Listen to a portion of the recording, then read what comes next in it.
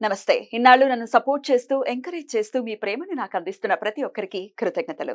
అలాగే ఈ వీడియో కూడా ఖచ్చితంగా మీకు ఉపయోగపడుతుంది. లైక్, షేర్ అండ్ సబ్స్క్రైబ్ చేసి మీ సపోర్ట్‌ని నాకు అందించండి. అలాగే ఈ వీడియో పట్ల మీకున్న అభిప్రాయాన్ని కామెంట్ సెక్షన్‌లో కామెంట్ చేసి తెలియజేయండి.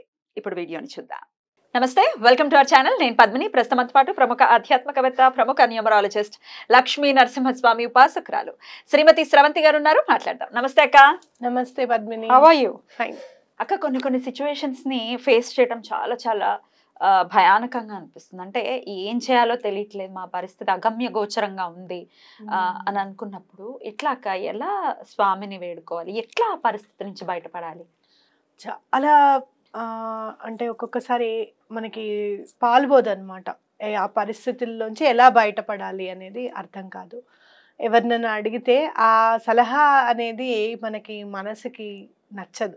అంటే మనకు అనిపిస్తుంది ఈ సలహా పాటిస్తే ఇంకా బ్యాడ్ అయిపోతామేమో, పరిస్థితి ఇంకా బ్యాడ్ అయిపోతుందేమో అని భయం వేస్తుంది.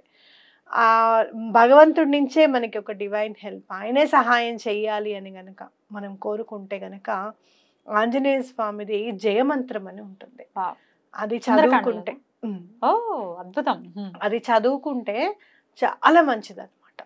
స్వామి కూడా మొత్తం అంతా వెతుకుతారు. వెతికి ఎక్కడా దొరకడం లేదు, నాకు ఇంకా అమ్మవారు దొరకట్లేదని ఆత్మహత్య చేసుకోవాలనుకుంటారు స్వామి. అప్పుడు అలా కాదు, నేను వెతుకుతాను అని చెప్పి మళ్ళీ శ్రీరామచంద్రమూర్తిని ఒక్కసారి తలుచుకుని ఆయన పనిచేస్తారు అనమాట. అప్పుడు చూడు, అసలు ఎలాంటి రాక్షసులైనా కానీ ఇతన్ని మనం ఏమీ చెయ్యలేము ఇంకా అనేది నిస్సహాయంగా చూస్తూ ఉండిపోతారనమాట. అంటే మనకి ఎంత శక్తి అయినా ఉండని భగవంతుడి సహాయం మనకి కావాలి. ఆంజనేయ స్వామి భగవత్ స్వరూపమే అయినా కూడా భగవంతుడి సహాయం అందుకోవాల్సి వచ్చింది ఆయన. అలా అందుకుంటే కార్యజయం ఎలా ఉంటుంది అనేది మనకి ఆంజనేయ స్వామిని చూస్తే తెలిసిపోతుంది అనమాట. అలాగే మనకి కార్యం చెయ్యాలి అనేది ఎట్లా మనము ఆ పనిని ఎదుర్కోవాలి, ముందుండి ఎలా నడిపించాలి. మన వెనక నలుగురు ఉండాల్సి వస్తుంది, మన ఫ్యామిలీ మెంబర్స్. వాళ్ళందరూ నువ్వు చేయి, నీ వెనకాల మేము ఏం సహాయం చేయాలంటే అది చేస్తాము అని అంటారు. అలా మనం ముందుండి నడిపించాల్సిన పనులు చాలా ఉంటాయి దైనందిన జీవితంలో. అలాంటివన్నీ కూడా కార్యం జయం చేకూరాలి అంటే కనుక మనం ఇక్కడ ఈ జయమంత్రం చదువుకుంటే మనకి బాగుంటుంది. నేర్పిస్తారా మరి? తప్పకుండా చదువుతారు. తప్పకుండా. ఇది చదివితేనే మనకి అనిపిస్తుంది ఇంత చిన్నదా, ఇంత పని అవుతుందా మనకి అని అనిపిస్తుంది. చాలా చిన్నగా ఉంటుంది. ఆ విఘ్నేశ్వరుని పాదపద్మములకి నమస్కరిస్తూ మనం జయమంత్రం చదువుకుందాం. ఇది సుందరకాండ సర్గలో ఉంటుంది. 47వ సర్గ, శ్లోకం 33 అనమాట. దీన్నే మనం జయమంత్రంగా పిలుస్తాం. జయత్యతి బలో రామో లక్ష్మణశ్చ మహాబలః రాజా జయతి సుగ్రీవో రాఘవేణాభిపాలితః దాసోహం కోసలేంద్రస్య రామస్లాక్లిష్టకర్మణః హనుమాన్ శత్రుసైన్యానాం నిహంతా మారుతాత్మజః న రావణ సహస్రం మే యుద్ధే ప్రతిబలం భవేత్ శిలాభిస్తు ప్రహరతః పాదపైశ్చ సహస్రశః అర్ధయిత్వా పురీం లంకామిమవాధ్యా చ మైథిలీం సముద్రార్ధో గమిష్యామి మిషతాం సర్వరక్షసాం. అద్భుతం. మైథిలిని ఎలా అయితే కాపాడారో స్వామి మనల్ని అలానే కాపాడతారు. ఆయన జయమంత్రం ఆయనకే చదువుకుంటారనమాట. ఇది నేను రాముల వారి భక్తుడిని, ఆయన పాదపద్మముల సాక్షిగా చెప్తున్నాను. ఎటువంటి పరిస్థితుల్లోనూ సీతమ్మ వారి జాడు తెలుసుకుంటాను, సీతమ్మ వారికి లంక దహనం చేస్తాను, లంక నాశనం చేస్తా అంటారు. దహనం అని కూడా ఆయనకి ఇంకా తెలియదు. అది లంకని మొత్తం నాశనం చేస్తాను, రాక్షసులందరూ కూడా నన్ను జయించలేక అలా నుంచుండిపోతారు. ఓకే, వెళ్ళేటప్పుడు సీతమ్మ వారికి మళ్ళీ దండం పెట్టి వెళ్తాను అని చెప్తారు. ఇది కదా మేనిఫెస్టేషన్ అంటే. Definitely manifestation. అంటే పని అయిపోతుంది అని అనుకోవడం ఎలా, అలాగే భగవంతుడి సహకారం అందుకోవడం ఎలా అనేది చాలా ఇంపార్టెంట్ అనమాట. కాబట్టి నేను గట్టిగా నమ్మేది కూడా మేనిఫెస్టేషన్స్ ఇవన్నీ కూడా మన నుంచే వచ్చాయి, మన సనాతన సాంప్రదాయం నుంచే వచ్చాయి అనేది గట్టి నమ్మకం. అందుకే ప్రతి ఒక్కటి కూడా మేనిఫెస్టేషన్తో అనుసంధానం చేసుకుంటూ మనం ముందుకెళ్తూ ఉంటాం అనమాట. అద్భుతం. ఇది ఎట్లా అక్క, ఎట్లా చదువుకోమంటారు, ఎప్పుడు మొదలు పెట్టమంటారు, ఎట్లా చదువుకోమంటారు? మంగళవారం నాడు కానివ్వు, శనివారం నాడు కానివ్వు, ఈ 2 వారాల్లో చేసుకుంటే చాలా మంచిది. అలాగే ఎలాంటి పనైనా కూడా మీకు జయం కలగాలి, మీరు చక్కగా ఏ పనిలో కూడా అపజయం అనేది ఉండకూడదు, మీకు అక్కడ అగమ్య గోచరంగా ఉంది దారి, ఎటు వెళ్ళాలో తెలియట్లేదు అనుకున్నప్పుడు తప్పకుండా ఇది చదవండి. భగవంతుడు అనేవాడు మన స్ఫురణకి కలగజేసి ఈ దారిలో వెళ్తే ఈ పని అవుతుందనడము, లేకపోతే అట్లా హెల్ప్ చేసే వాళ్ళు దొరకడము అనేది ఖచ్చితంగా మీరు చూస్తారు. తప్పకుండా మీరు అది తప్పకుండా కమెంట్స్ రూపంలో కూడా మీరు చెప్తారు, మేము ఇది చదివాక మాకు ఈ పని అయింది అండి అని చెప్పి. సో అలాంటి పనులు ఏవైనా ఉంటే చదువుకోవచ్చు.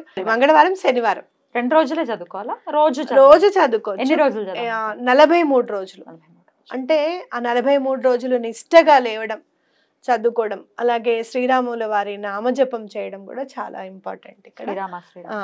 లేదంటే అపదాపహం మర్తాహరం ఉంది కదా, లోకాభిరామం, అది చదువుకున్నా కూడా చాలా మంచిది. మీరు రామనామం రామకోట రాసినా కూడా చాలా మంచిది. ప్రత్యేకించి జయమంత్రం ఎన్నిసార్లు చదువుకోవాలి పర్ డే? ఒక్కసారి చాలమ్మా, ఒక్కసారి చాలు. నాన్ వెజ్ అనేది తినకూడదు, బ్రహ్మచర్యం పాటించాలి. ఒక పని కోసం మనం ప్రత్యేకంగా 41 days చేస్తున్నప్పుడు ఖచ్చితంగా ఈ పని చేయాలన్నమాట. ఇది ఎట్లాంటి కోరికనైనా ఖచ్చితంగా తీరుస్తుంది, లేకపోతే ఎట్లాంటి ఆటంకాన్నైనా అధిగమిస్తుంది అని చెప్పుకున్నాం. కాబట్టి ఇప్పుడు పెళ్ళి అవ్వకపోవడం ఆటంకమే, కాబట్టి పిల్లల కోసం తల్లిదండ్రులు చదవచ్చా? తప్పకుండా చదవచ్చు.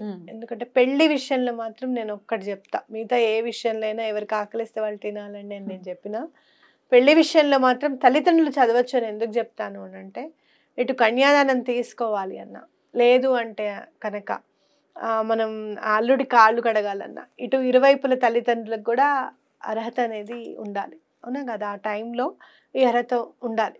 మీకు ఉందండి కన్యాదానం తీసుకునేది ఉంది, చేసేది ఉంది అని చెప్తూ ఉంటాం. కాబట్టి తప్పకుండా తల్లిదండ్రులు వివాహం గురించి మాత్రం తప్పకుండా చదవచ్చు. అలాగే పిల్లలు దారి తప్పిపోతున్నారు స్వామి, నాకు ఎలా అయినా సరే వాళ్ళని దారిలో పెట్టేలాగా నువ్వే చూడాలి అని చెప్పి కూడా దండం పెట్టుకుని కూడా చేయొచ్చు. ఆడవాళ్ళు చేసేటట్టయితే వాళ్ళకి మధ్యలో అడ్డు వస్తుంది, ఖచ్చితంగా అడ్డును తొలగించేసుకో. మీరు 4 days ఆపేసుకొని మిగతా 5th day నుంచి మళ్ళీ కంటిన్యూ చేసుకోవచ్చు. నియమాల విషయాల్లో ప్రతిరోజు తలస్నానం చేసి చదువుకోవాల్సి ఉంటుంది? లేదు, బ్రహ్మచర్యం పాటిస్తాం కాబట్టి అవసరం లేదు. శనివారం నాడు తప్పకుండా తలస్నానం చేయడం అనేది ఇంపార్టెంట్.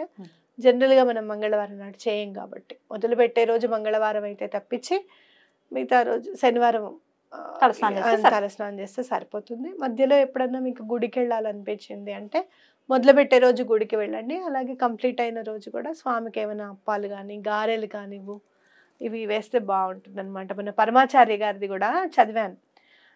మనకి ఏదైనా వర్క్ కంప్లీట్ అవ్వట్లేదు అంటే రాహు వల్ల కూడా ఇబ్బందులు ఉంటే కూడా మనకి పనులు జరగవు, తొందరగా ఆటంకాలు వస్తూ ఉంటాయి. అయితే ఒక అతను వచ్చి అడుగుతాడు, ఏమిటి ఇక్కడేమో గారెలు వేస్తారు, వడలు వేస్తారు ఆంజనేయ స్వామికి, ఉత్తరాది వారేమో జిలేబీలు వేస్తారు, జిలేబీలు వేస్తారేంటి అని చెప్పి పరమాచార్య గారిని అడుగుతాడు అనమాట.